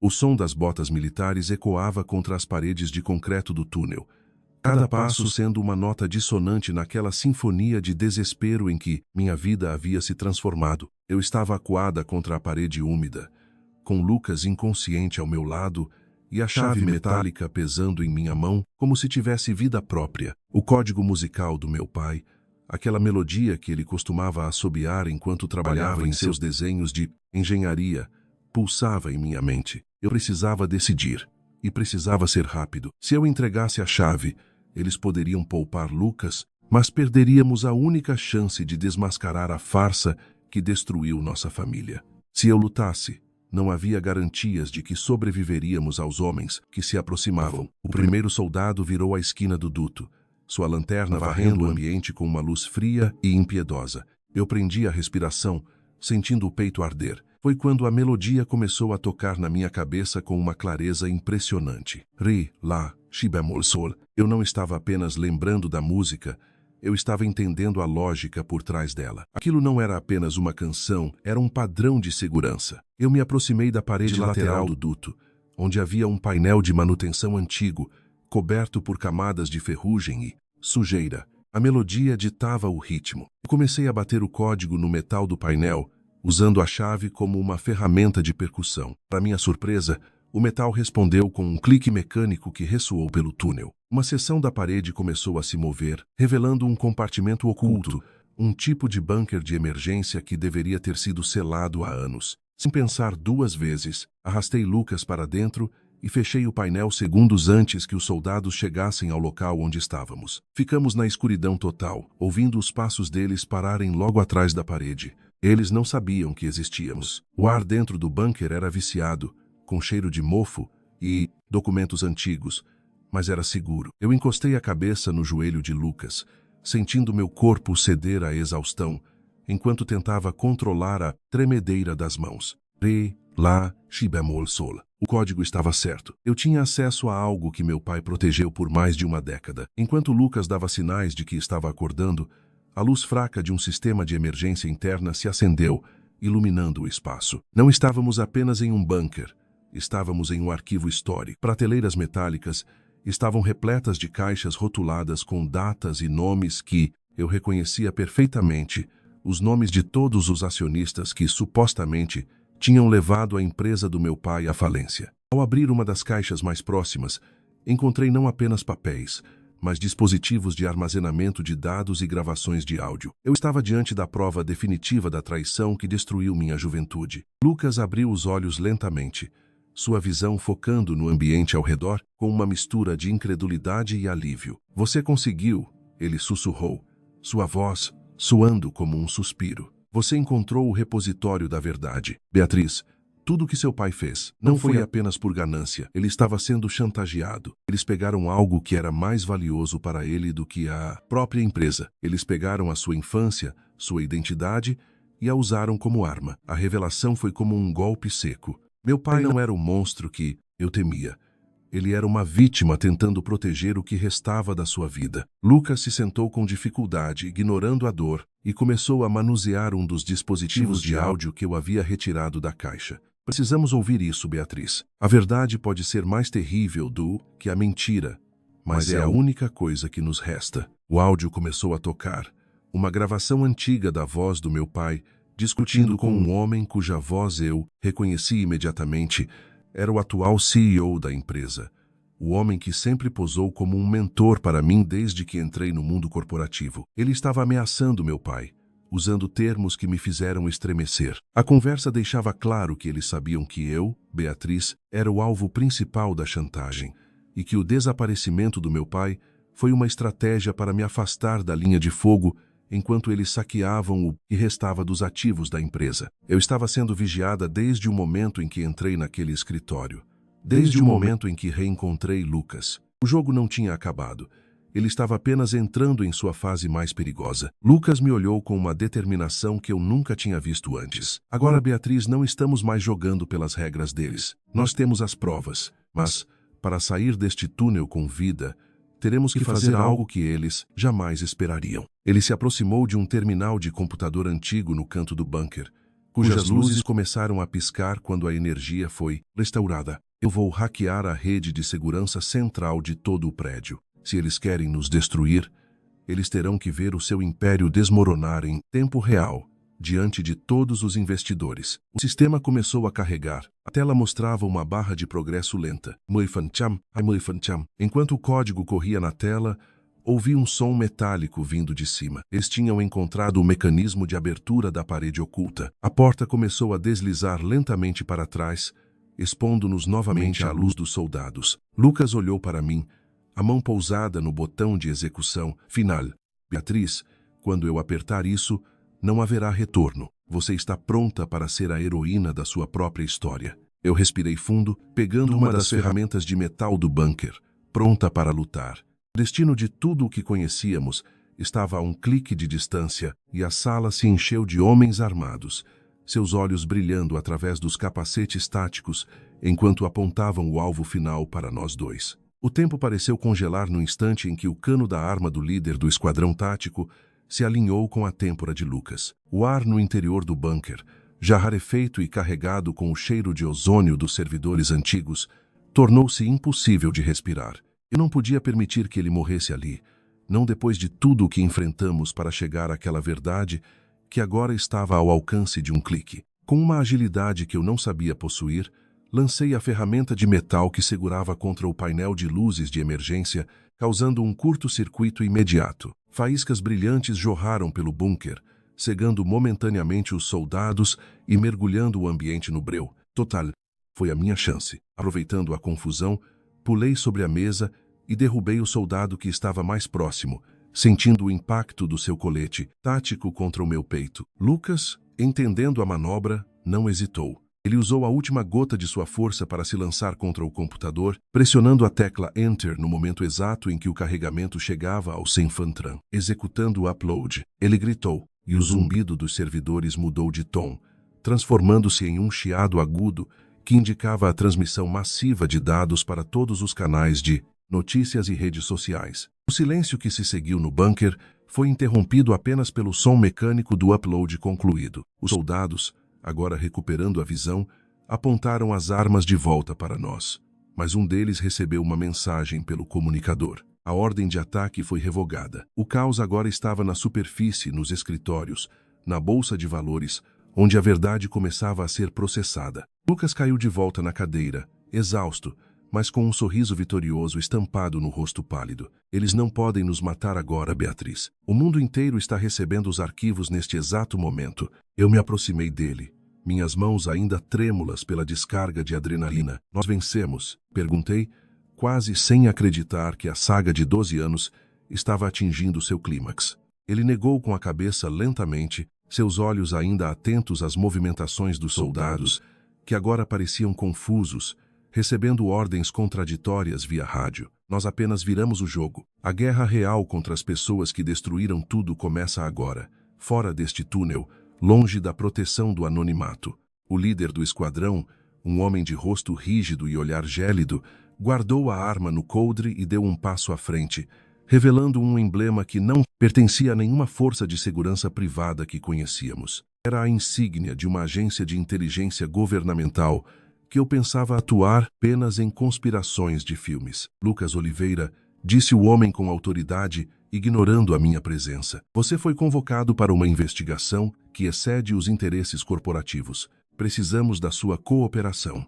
Eu olhei para Lucas, vendo a surpresa e a preocupação se instalarem em seu semblante. O que aquilo significava? A corporação era apenas a ponta do iceberg. O soldado olhou para mim, sua expressão permanecendo impassível. E você, Beatriz Silva, tem informações que são agora consideradas de segurança nacional. Vocês dois vêm conosco. Antes que pudéssemos protestar ou entender a nova dinâmica da nossa situação, mais homens entraram no bunker. Mas desta vez carregavam maletas de contenção especial. Eles não estavam lá para nos prender da forma tradicional. Eles estavam lá para nos extrair. O bunker, que deveria ser nosso refúgio, tornou-se uma zona de isolamento. Enquanto éramos escoltados para fora, através de corredores que eu nunca tinha visto, percebi que a verdade que divulgamos era muito maior do que o desvio de fundos de uma empresa de arquitetura. O mundo estava mudando, e nós éramos os catalisadores de uma crise política que envolvia o Estado, figuras influentes do governo e um passado que eu ainda não conseguia compreender completamente. Enquanto passávamos pela porta principal do edifício, vi uma multidão de jornalistas cercando a entrada, mas fomos colocados rapidamente em um veículo preto, com vidros blindados. Lucas segurou minha mão durante todo o trajeto, mas sua expressão estava distante, como se estivesse processando cada camada da nova realidade. Beatriz, ele começou, baixando a voz para que apenas eu pudesse ouvir. O chip que entregamos não era apenas o financeiro. Havia um registro de um programa de vigilância que seu pai desenvolveu para o governo. Se o governo descobriu que temos os códigos-fonte, eles não vão nos soltar. Eles vão tentar controlar o que divulgamos. Um frio terrível percorreu minha espinha. A nossa vitória de minutos atrás tinha acabado de se transformar em um novo tipo de cativeiro. O carro parou em um local isolado, uma instalação secreta nos arredores de São Paulo, onde um homem de terno, que eu nunca tinha visto, esperava na entrada com uma pasta na mão. Ele não era um soldado, era alguém que possuía o poder de pagar vidas e nomes com um único documento. Ele olhou para nós com uma indiferença que fez o meu estômago embrulhar. Vocês causaram um problema considerável, Sr. Oliveira, mas vamos oferecer uma última chance antes que os protocolos de silenciamento sejam ativados. Aceitem a proteção do Estado e desapareçam, ou enfrentem as consequências de serem traidores da pátria. O carro foi cercado por seguranças e a pasta foi aberta, revelando 2 documentos com nossos nomes, prontos para serem assinados com a sentença de nossa nova vida ou de nossa morte silenciosa. O silêncio no interior do veículo era tão denso que eu podia ouvir o zumbido irritante do ar-condicionado blindado. O homem de terno, cuja frieza rivalizava com o metal ao nosso redor, mantinha sua postura imperturbável enquanto a ponta da caneta batia rítmica contra o documento. Ele estava nos dando uma escolha de mestre de marionetes, a ilusão de liberdade sob o jugo do Estado ou a eliminação física por traição. Lucas, ao meu lado, mantinha seu braço ferido imóvel, mas a tensão em seu maxilar era evidente. Ele não olhou para o documento, ele olhou diretamente para o homem, com uma intensidade que parecia querer desvendar o que havia por trás daqueles olhos vazios. Você fala de proteção do Estado como se fôssemos criminosos, quando na verdade fomos nós quem expusemos os verdadeiros parasitas desta nação, Lucas disse, sua voz baixa e controlada, ignorando completamente a oferta de assinatura. O homem de terno soltou um sorriso quase imperceptível, um movimento de lábios que não alcançou a frieza de seu olhar. A definição de criminoso é ditada por quem detém a narrativa, senhor Oliveira. Vocês apenas tornaram a nossa narrativa um pouco mais barulhenta do que gostaríamos. Mas ao contrário do que vocês pensam, não queremos suas mortes. Queremos o que vocês sabem que não está no chip. Queremos o sistema completo de vigilância que o pai da Beatriz desenvolveu. O chip foi apenas um teste para ver quão longe vocês iriam. Meu coração falhou uma batida. Eles não queriam silenciar a corrupção, eles queriam o controle absoluto da tecnologia que o meu pai tinha criado. Eu senti uma náusea profunda. Eu tinha passado os últimos dias acreditando que estávamos lutando por justiça, quando na verdade estávamos sendo usados por facções ainda maiores que brigavam por um controle tecnológico que poderia colocar o país de joelhos. Olhei para o documento novamente. O contrato de silenciamento não era apenas para nos tirar de circulação, era um acordo de transferência de propriedade intelectual sobre a minha própria identidade tecnológica, sobre o software de segurança que meu pai, Eu não vou assinar isso, eu declarei, a minha voz saindo mais firme do que eu esperava. O homem de terno não se surpreendeu. Ele apenas fechou a pasta e sinalizou para o motorista. O carro começou a se mover lentamente, saindo da instalação secreta e entrando em uma estrada deserta cercada por mata densa. Vocês têm 30 minutos para reconsiderar antes de chegarmos a um destino onde a persuasão deixa de ser um procedimento administrativo, ele advertiu, voltando a olhar para o seu celular com indiferença. Eu olhei para Lucas. Ele estava tentando buscar um sinal no seu comunicador de pulso, um dispositivo minúsculo que eu só notei naquele momento, escondido sob a manga de sua camisa. Ele estava tentando se conectar à rede. Se ele conseguisse, talvez pudéssemos pedir ajuda, ou pelo menos alertar alguém. O carro virou em uma trilha de terra, e as luzes da estrada principal foram ficando distantes. Estávamos sendo levados para algum lugar onde ninguém nos encontraria. Beatriz, Lucas murmurou, aproximando seu rosto do meu. Eu escondi um dispositivo localizador na sola do seu sapato. Quando o carro parar, para trás, eu senti o desespero se apossar de mim. Eu não vou te deixar de novo, Lucas. Aquela última vez quase nos custou tudo. Ele segurou meu rosto com as mãos, forçando-me a olhá-lo. Você não vai me deixar. Você vai buscar ajuda. Se não fizermos isso agora, essa tecnologia cairá nas mãos deles.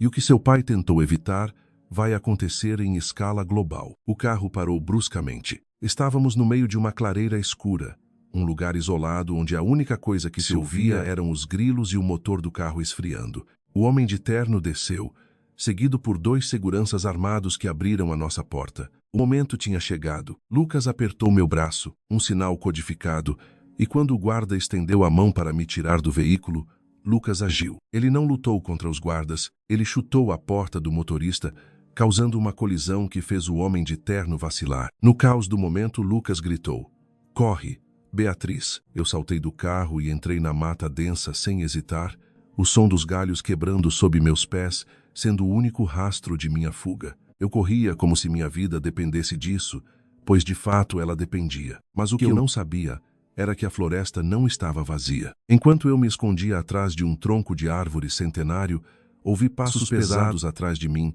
seguidos pela voz de alguém que eu reconhecia de meus pesadelos de infância. Mariana não estava presa. Ela estava nos caçando, e ela estava exatamente no meu encalço, rindo como se estivéssemos em um jogo onde ela já tinha previsto todas as minhas jogadas. O destino de Lucas dependia da minha agilidade.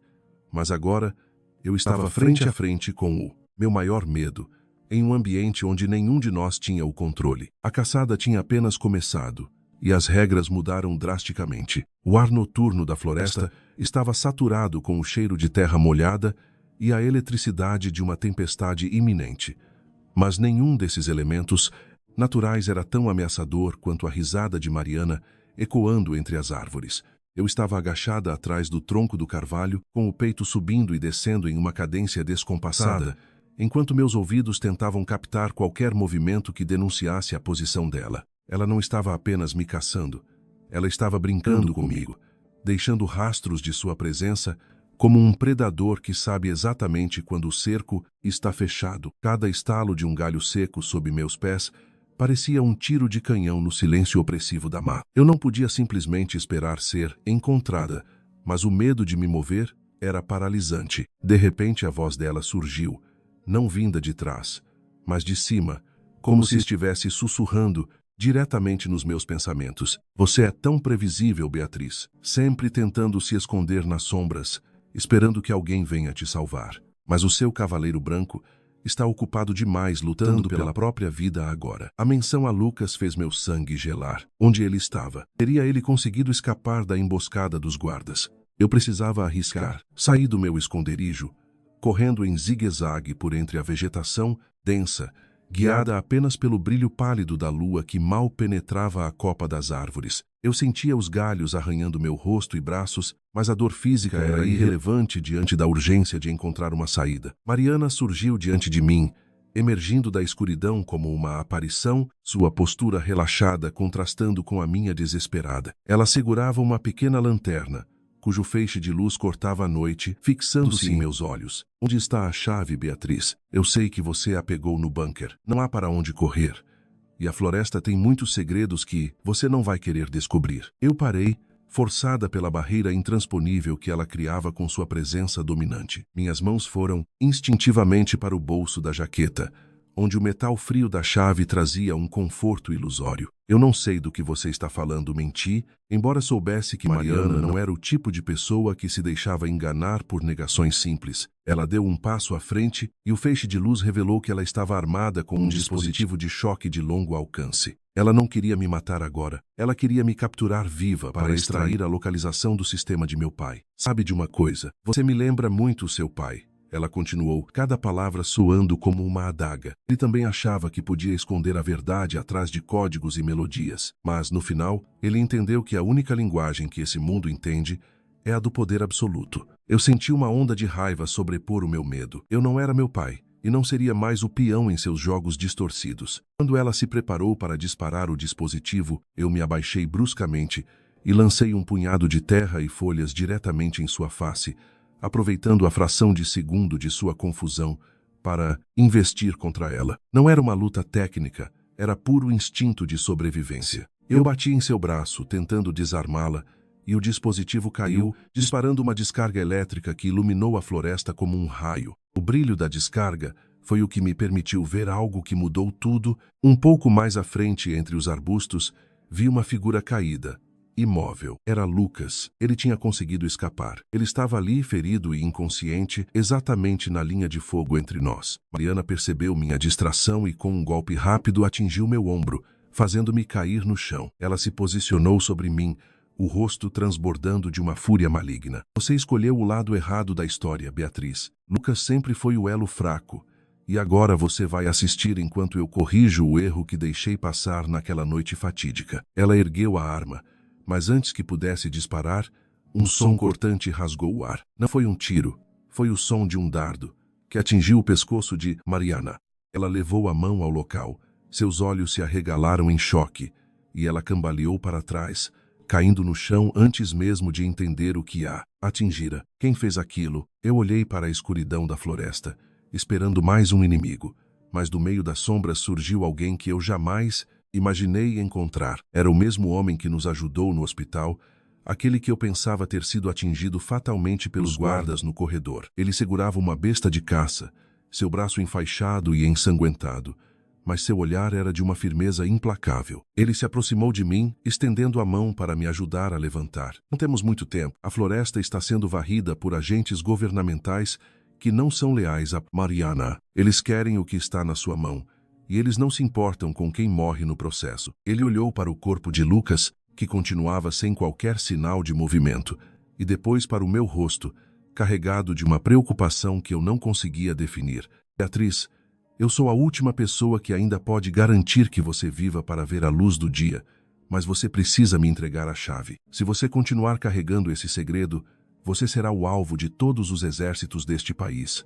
Eu olhei para o metal em minhas mãos, sentindo a vibração de um segredo que não podia ser destruído. Eu não podia confiar nele, mas eu não tinha mais escolhas. O homem deu um passo à frente, mas de repente, o chão sob nossos pés começou a tremer, como se o subsolo estivesse sendo detonado por explosivos em larga escala. A floresta começou a desmoronar ao nosso redor, as árvores caindo em um efeito dominó, que indicava uma sabotagem intencional para apagar qualquer rastro da nossa presença. Eu vi Mariana tentar se levantar, mas ela foi rapidamente engolida por uma fenda que se abria na terra. Antes que eu pudesse alcançar Lucas ou o homem estranho, uma explosão de poeira e detritos me lançou para o ar, e a última coisa que vi foi o céu, sendo coberto por um drone de vigilância, cujas luzes vermelhas miravam diretamente em mim, indicando que a extração não era para salvamento, mas para a aniquilação total da prova. O impacto da explosão foi uma onda de choque que pareceu desintegrar o mundo ao meu redor. Por um momento,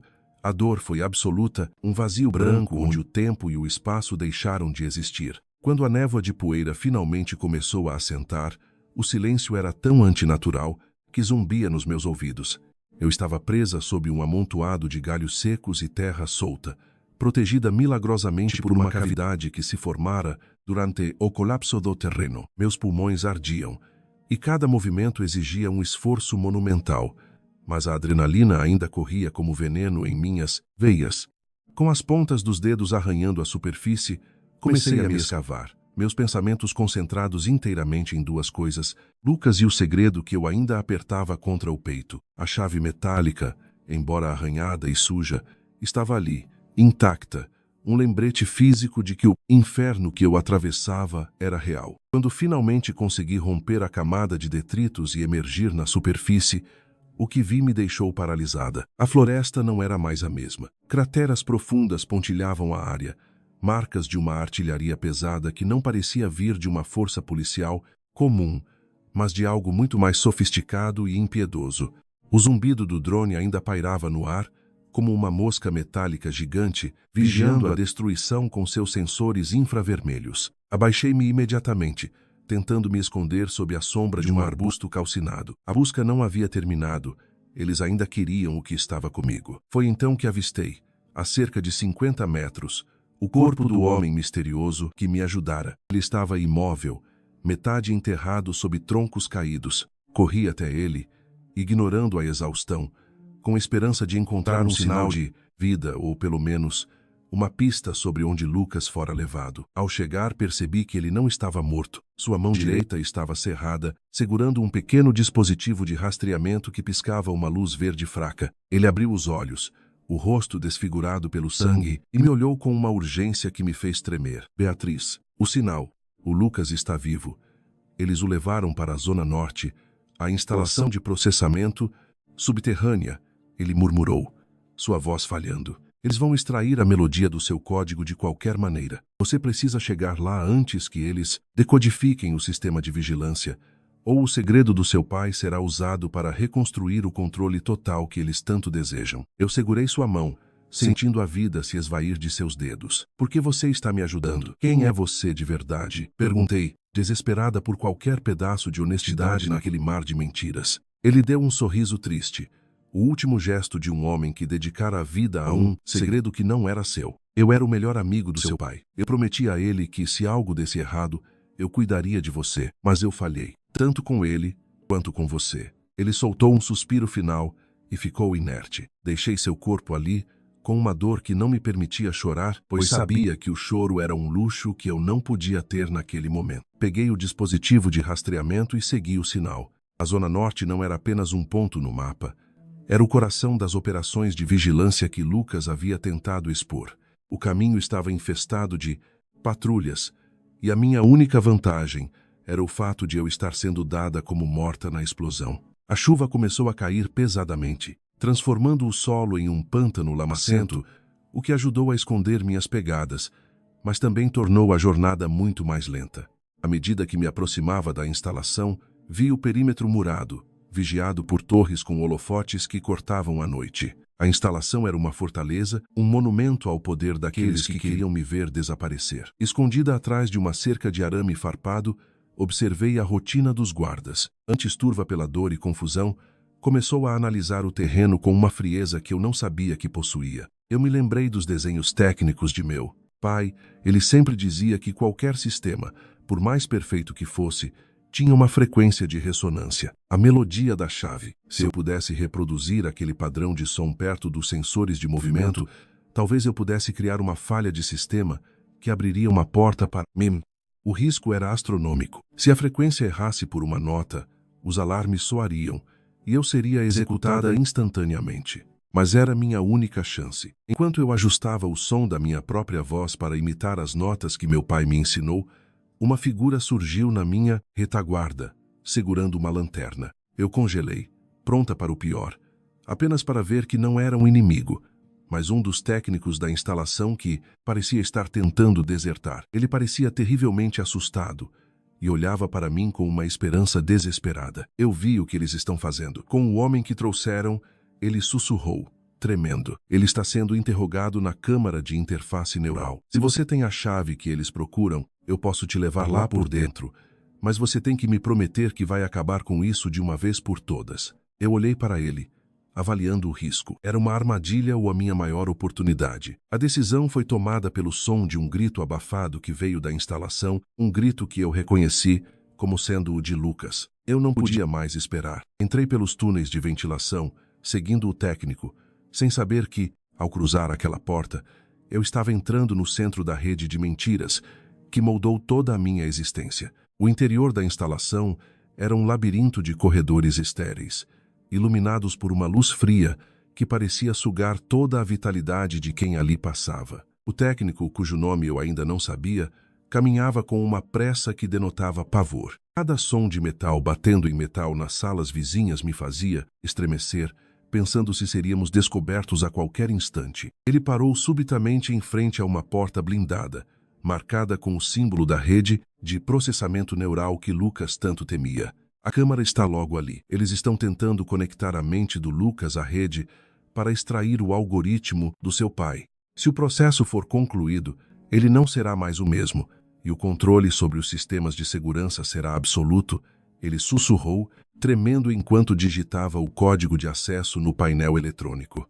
A porta abriu-se com um suspiro hidráulico, revelando uma sala circular repleta de monitores onde Lucas estava suspenso por cabos que conectavam suas têmporas a uma máquina que pulsava em um tom avermelhado. Vê-lo assim, vulnerável e sem defesa, despertou em mim uma fúria que superava qualquer medo. Eu precisava agir, mas o técnico me segurou pelo braço, seus olhos fixos em um monitor que mostrava a progresso da conexão 78 FAN-TRAN. Você não pode apenas entrar lá, Beatriz. Se você interromper a conexão abruptamente, o choque neural pode matá-lo instantaneamente. Você precisa reverter o processo usando a chave musical que o seu pai criou, através do terminal de controle. Mas o terminal está protegido por uma senha de bioautenticação. Você é a única que pode passar pelo scanner de retina, explicou ele, apontando para o console central da sala. Eu me aproximei, sentindo o peso da chave em minha mão. O terminal solicitou a biometria, e eu me inclinei, sentindo o feixe de luz escaneando meus olhos. A máquina emitiu um sinal sonoro positivo, acesso concedido. A interface abriu-se, revelando uma sequência de ondas sonoras que eu reconheci imediatamente. Era a melodia do meu pai. Sem hesitar, comecei a inserir a frequência exata que eu tinha memorizado, batendo o ritmo contra as teclas digitais. À medida que as notas se encaixavam no sistema, os monitores começaram a mudar de cor, passando do vermelho para um azul suave, e o ritmo cardíaco de Lucas nos monitores começou a se normalizar. No entanto, o sistema de segurança reagiu. Uma sirene estridente começou a soar por toda a instalação e luzes de advertência passaram a girar, indicando que a quebra de segurança tinha sido detectada. Eles sabem que estamos aqui. O técnico gritou, correndo em direção à porta de saída para bloquear a entrada dos soldados, enquanto eu me concentrava em manter o fluxo da melodia. Lucas deu um suspiro profundo, seus olhos se abrindo lentamente, mas sua expressão ainda era de extrema confusão. Ele tentou se desprender dos cabos, mas suas mãos estavam fracas. Beatriz, pare com isso, ele murmurou, sua voz falhando. Se você interromper a extração agora, o sistema pode causar um feedback direto para o seu cérebro. Você não sabe o risco. Eu não o escutei. Eu não podia parar. Eu estava inserindo a nota final da melodia, quando a porta da sala foi derrubada por uma explosão externa. Soldados armados entraram, mas não foram eles que me assustaram. Foi a figura que surgiu por trás deles, caminhando com a elegância de quem detém o poder sobre a vida e a morte de todos ali. Era o CEO da empresa, o homem que sempre fingiu ser meu mentor. Ele olhou para o monitor, depois para Lucas e finalmente para mim, com um sorriso de escárnio que revelava a profundidade da sua traição. Você sempre foi tão brilhante quanto seu pai, Beatriz, mas a ingenuidade de acreditar que poderia salvar o mundo com uma música é o que vai te levar à ruína. O sistema já está integrado ao servidor global da rede de vigilância. Sua melodia apenas serviu para ativar a última trava de segurança que nós precisávamos para lançar o controle total. Ele levantou uma pequena unidade de controle, um disparador remoto que parecia pronto para confirmar a integração final. O técnico que me ajudara fora, derrubado por um tiro, e eu me vi sozinha naquela câmara, com a mão ainda sobre o teclado, incapaz de recuar.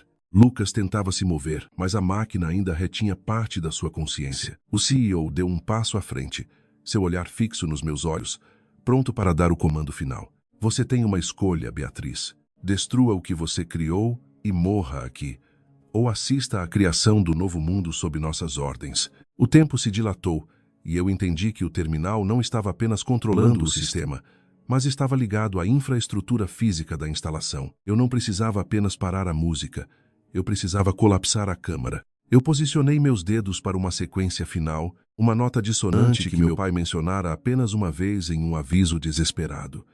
Uma nota que quebraria a ressonância de todo o sistema elétrico do bunker. Eu olhei para Lucas, um último pedido de desculpas em silêncio, e preparei-me para executar a nota que mudaria tudo. O CEO notou meu movimento e disparou, mas ele não mirou em mim. Ele mirou no monitor principal, tentando impedir a minha ação final, enquanto a sala inteira parecia prestes a explodir em uma sequência de curtos circuitos. A última coisa que ouvi foi o clique metálico do disparador de comando do CEO, no exato milésimo de segundo em que meu dedo pressionou a nota final no teclado. O impacto da nota final ressoou como um trovão através da estrutura metálica da câmara, transformando o silêncio tenso em um caos de faíscas e estrondos. A nota dissonante agiu como um vírus no sistema, forçando cada circuito, cada servidor e cada cabo conectado à rede a entrar em colapso.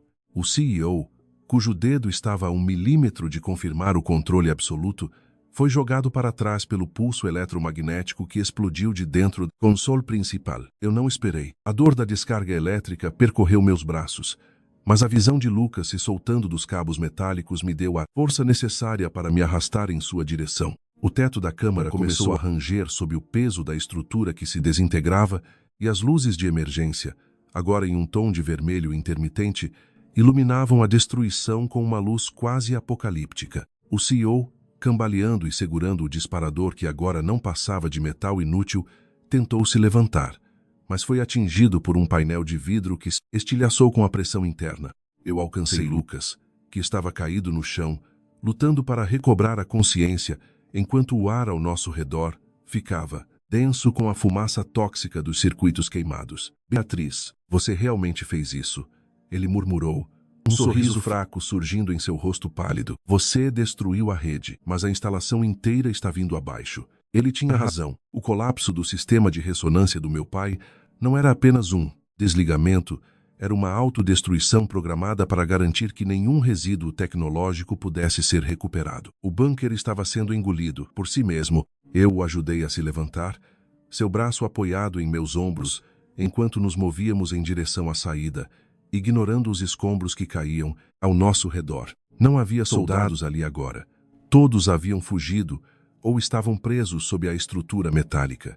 O caminho para a saída era uma corrida de obstáculos contra o tempo e contra a própria gravidade. Chegamos ao corredor principal, mas ele estava obstruído por uma viga de sustentação que desabara momentos antes. Não podemos passar por aqui, Lucas disse, examinando a área. Precisamos encontrar uma via de escape lateral, talvez o sistema de ventilação de emergência. Enquanto procurávamos uma saída, a voz do CEO ecoou através dos alto-falantes remanescentes, distorcida e carregada de uma raiva insana. Vocês acham que ganharam. A rede pode ter caído, mas a informação que vocês carregam na memória, Beatriz, ela é a única coisa que resta. Vocês não sairão vivos daqui, mesmo que eu tenha que implodir este lugar inteiro com vocês dentro. Ele estava desesperado. A tecnologia que ele tanto cobiçava fora destruída.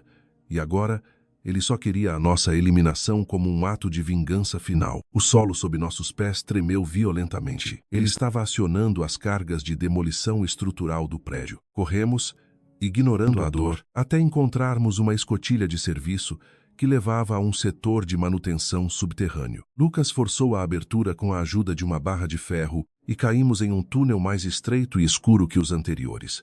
A água que nos salvara antes agora começava a inundar também este nível, resultado das tubulações rompidas pela explosão do bunker. Nós temos que subir, Beatriz. Esta água é o sistema de resfriamento da instalação. Se ela subir muito rápido, o túnel virará uma armadilha fatal, ele explicou, apontando para uma escada de serviço que levava a uma clarabóia de saída na superfície. Começamos a subir, cada degrau sendo uma tortura para os nossos músculos exaustos e feridos. Enquanto subíamos, a clarabóia acima de nós brilhava com a luz da madrugada, um sinal de que a superfície estava perto. Mas ao olharmos para baixo, a água já subia rapidamente, arrastando tudo o que encontrava no caminho. Quando finalmente alcançamos a clarabóia, Lucas tentou empurrá-la, mas ela estava trancada do lado de fora. Alguém tinha selado nossa saída. Eu olhei para Lucas, vendo o medo estampado em seus olhos. Não era apenas o CEO, havia forças superiores, talvez até do próprio governo, que não queriam que nós saíssemos dali com a verdade. A água já batia em nossas cinturas, fria e cheia de detritos industriais. Lucas olhou para mim, sua expressão mudando para uma calmaria absoluta, como se tivesse aceitado o destino. Beatriz, há uma alavanca de emergência logo atrás da grade do sistema de drenagem. É a última coisa que posso fazer. Ele se soltou de mim, mergulhando na água turbulenta antes que eu pudesse detê-lo. Eu observei, horrorizada, enquanto ele lutava contra a correnteza para alcançar o mecanismo que nos libertaria. A luz da clarabóia foi bloqueada por uma silhueta que apareceu lá em cima, olhando para baixo com a frieza de quem observa formigas. Era o homem de terno da instalação secreta, acompanhado por guardas que apontavam suas armas para nós. Eles não nos queriam mortos dentro do túnel. Eles nos queriam capturados na superfície, onde pudessem retomar o controle total sobre o nosso silêncio. Lucas conseguiu agarrar a alavanca, mas no exato momento em que ela se moveu, Um disparo ecoou da superfície, atingindo o mecanismo. A escotilha de saída abriu, mas o choque do disparo causou uma falha hidráulica que travou o movimento da grade de volta para baixo. Eu subi rapidamente, alcançando a superfície e estendendo a mão para Lucas, que lutava para se manter à tona na água que subia perigosamente. Os soldados se aproximavam e o homem de terno sorria com a certeza de que a nossa sobrevivência seria, na verdade, o começo de uma nova forma de cativeiro. Eu segurei a mão de Lucas com força total, mas algo brilhou na mão do homem de terno, algo que não era uma arma, mas um controle de sinal que parecia ser capaz de interferir em qualquer atividade neural nas proximidades. Ele apertou o botão. Senti uma descarga que não era física, mas mental, como se estivessem tentando reconfigurar tudo o que eu lembrava sobre a minha vida, sobre o meu pai, sobre o Lucas. A dor foi insuportável e, por um momento, a própria existência de quem eu era começou a se fragmentar diante dos meus olhos.